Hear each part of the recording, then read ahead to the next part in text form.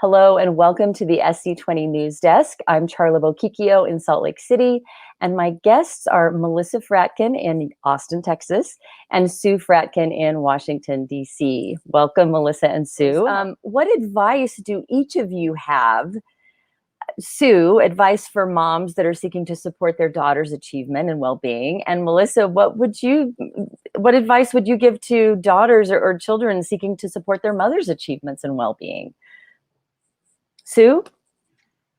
That's a tough one. I mean, it's something, how do you support I don't think Melyssa? I've ever stopped to think of it specifically.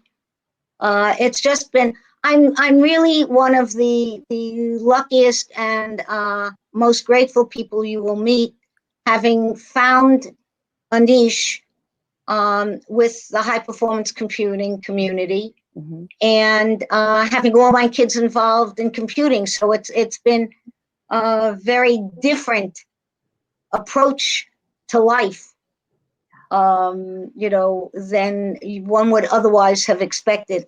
Granted, I did major in political science and party politics. So I was very comfortable, and Washington, D.C. was very natural for me. Mm-hmm. But I don't know. I can't think. What if, Melyssa, I need help. The one thing you'll discover is there is, I don't know, it's a symbiosis. It's a very comfortable exchange of ideas and information. That's always been the case with the kids. Mm-hmm. Learning from them, I think, has been more so than them learning from me. But it was always be yourself. I called it as I saw it. I have friends on both sides of the aisle. Still have a couple of friends that are a surprise in this day and age. One in particular.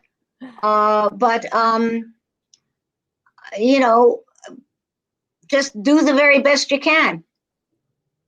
So when I was in elementary school, and people say, what do your parents do, right? Mm-hmm. It's hard to explain what a lobbyist is, right? I don't think I even knew what a lobbyist is. I didn't understand what she did. Right.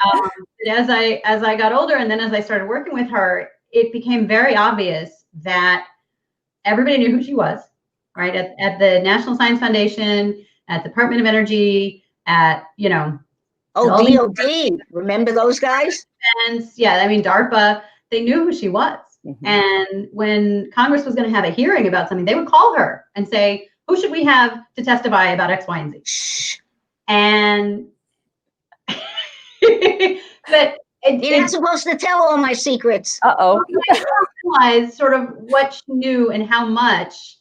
And what an expert she was. And then when I started getting into the field and learning in sort of a different but associated direction of what industry was doing, and working at the Council on Competitiveness, I started to notice like all of the industry users of HPC and the academic users of HPC and the government users of HPC, they all have the same problems, right? They're all fighting the same challenges with the software, with the hardware, with now with blowing out to exascale and making sure everything works.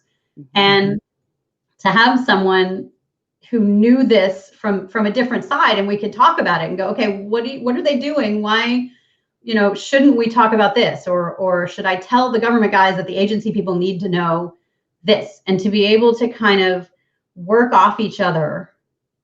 I never that's always been the greatest fun. And I never realized what a superwoman my mother was. Until I started trying to do some of this myself and going, okay, how did she do all of this and raise me and my brother? Right.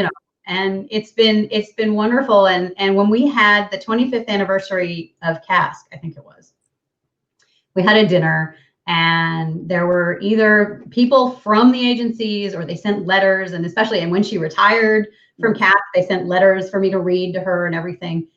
And to realize that a lot of us in academic computing would not have the jobs we have if she hadn't done the things she did 30 years ago. right? And I said that to people. I said, you know, thank her, be grateful, because we wouldn't be here without. Now I wouldn't be here without her anyway, but in a very literal sense. very literal sense.